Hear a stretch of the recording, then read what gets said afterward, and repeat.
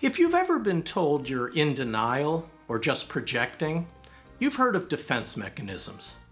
But rattling off these terms, denial, projection, reaction formation, it's not the way to understand defenses.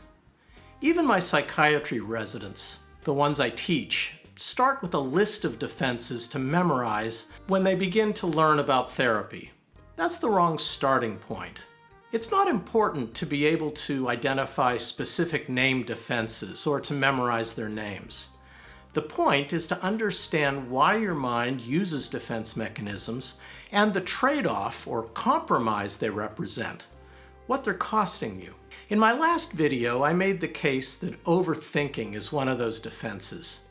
Your mind protects you from feelings that you're not ready to have, but at the price of, well, overthinking.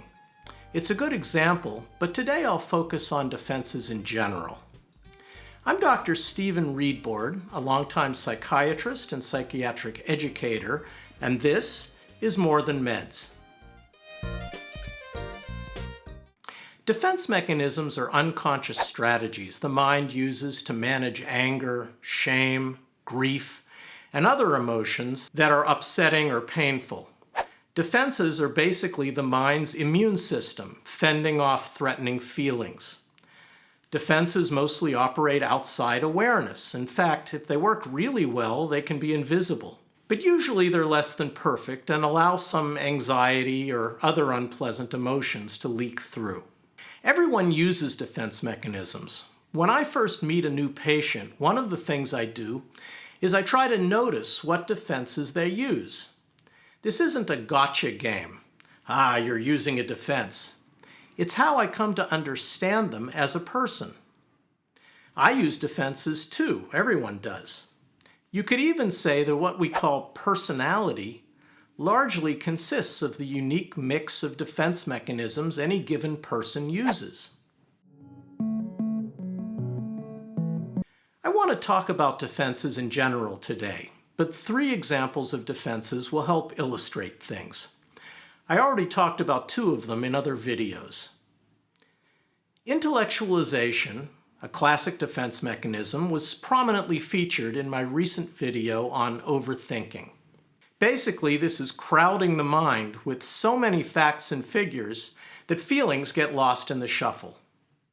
I talked about a similar defense called isolation of affect in this video on so-called functional freeze. It's basically being conscious of the facts of a situation while unconsciously filtering out the feelings. And a third example, which I haven't talked about before, is projection. Maybe the most misunderstood defense in popular culture. "You're just projecting" is a meaningless cliche. Projection is not just blaming others for your problems. That's pop psychology. Projection really means something a little more weird. Disowning an unbearable feeling in yourself and locating it unconsciously in someone else. I'll explain. When you have a reaction to someone that's too strong, wildly out of proportion to how they actually are, it may be projection. For example, a coworker or a fellow student who really irritates you in particular, and you can't exactly explain it. Everyone might agree that they're a little too arrogant or self-important, but this really gets under your skin, really ticks you off.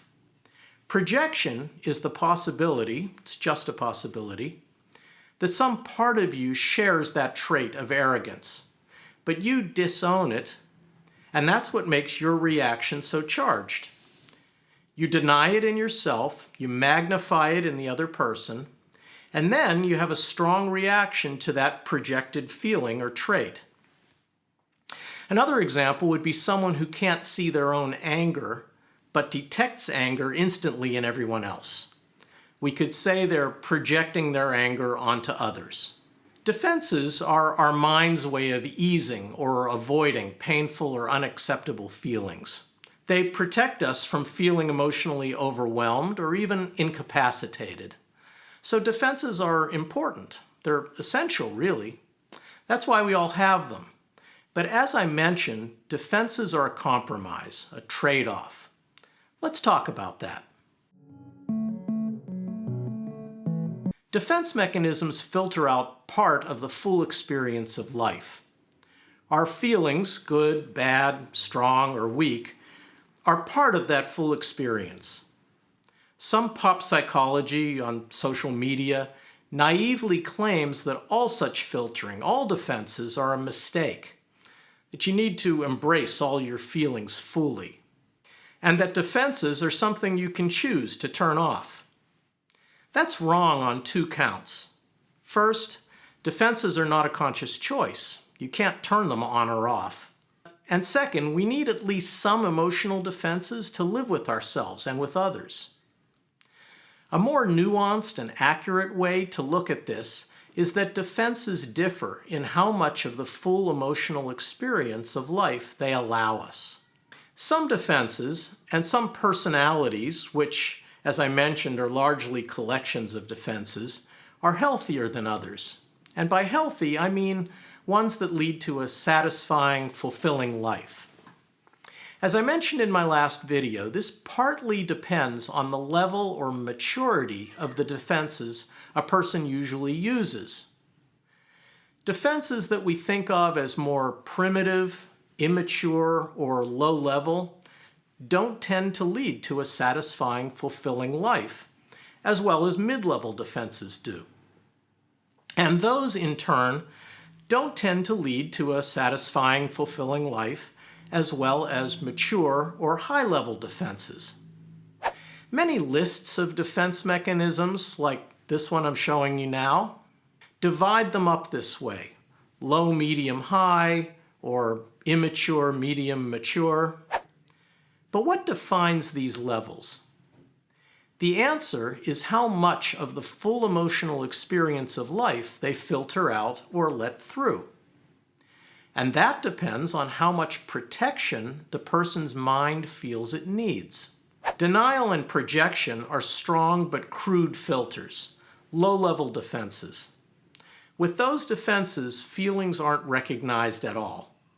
If you ask the person if they feel that emotion, they'll say no. Intellectualization is a mid-level defense. The person will admit to feeling the emotion, but they're clearly fending it off, trying not to feel it. And an example of a high-level defense is sublimation, where an emotion isn't denied or fended off, but directed towards constructive activity. Think Mothers Against Drunk Driving, or other healthy forms of political organizing. Humor is a high-level defense too, a way of dealing with emotional discomfort while being conscious of it. It's important to note, though, that political organizing and humor aren't always mature defenses. They can also represent lower-level defenses, so it depends. Another consideration is how flexible or rigid a person's defenses are. Do they use the same few over and over in all situations? Or do they flexibly use a wide range?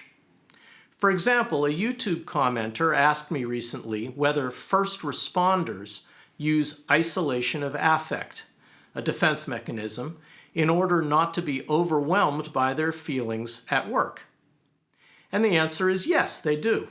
But emotionally healthy first responders drop that defense after work. They come home and feel and maybe process some of what they weren't able to in the heat of the moment.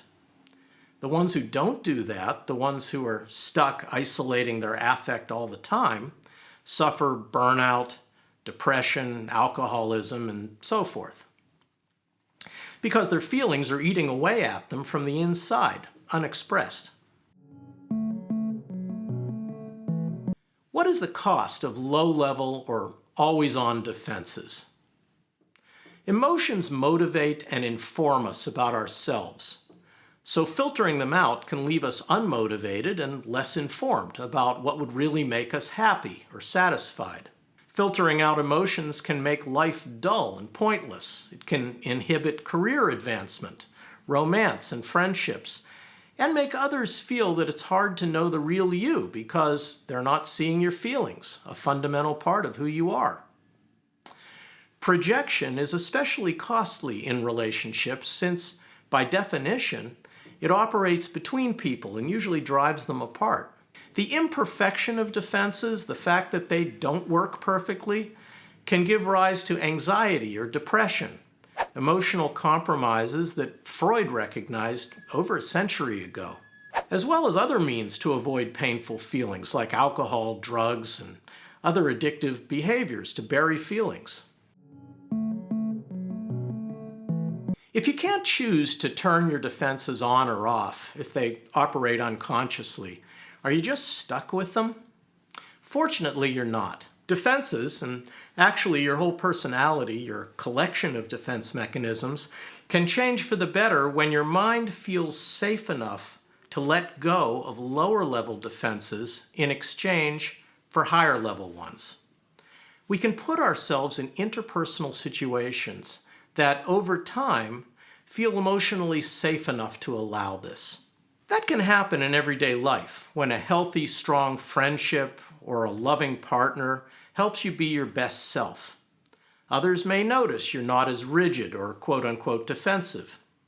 You feel you can let your guard down and be more genuine. This takes time. A lifetime of well-practiced defenses doesn't evaporate overnight. It's a very gradual process. Also, intentionally creating an emotionally safe relationship is one of the fundamental parts of depth psychotherapy, the collection of therapies that started with Freud and psychoanalysis and includes psychodynamic therapy, the kind I practice, and other schools. The reason these therapies often take time is that the change in defenses, the softening and added flexibility of personality, isn't conscious. In large part, these therapies create interpersonal conditions for the mind itself to change what defenses it uses. Defense mechanisms aren't good or bad, they're a fact of life. It helps to be aware of the ones you typically use, and therefore the nature of your own personality to know yourself. If your defenses limit you, get in your way, or make you miserable, there's room to live a more satisfying and fulfilled life. Close, healthy relationships can make the difference over time, whether in or out of formal psychotherapy. I'm Dr. Stephen Reedboard, a San Francisco psychiatrist with a mostly psychotherapy practice. I published psychotherapy research early in my career, and for decades I've taught psychiatrists in training about psychotherapy, psychiatric controversies, and medical ethics. I welcome your comments and questions below. I read every single one of them. If you ask me a good question, I'll give you a good, thoughtful answer. For more about psychodynamic therapy and how it helps, I have a playlist for you to look at. Thanks, and I'll see you next time.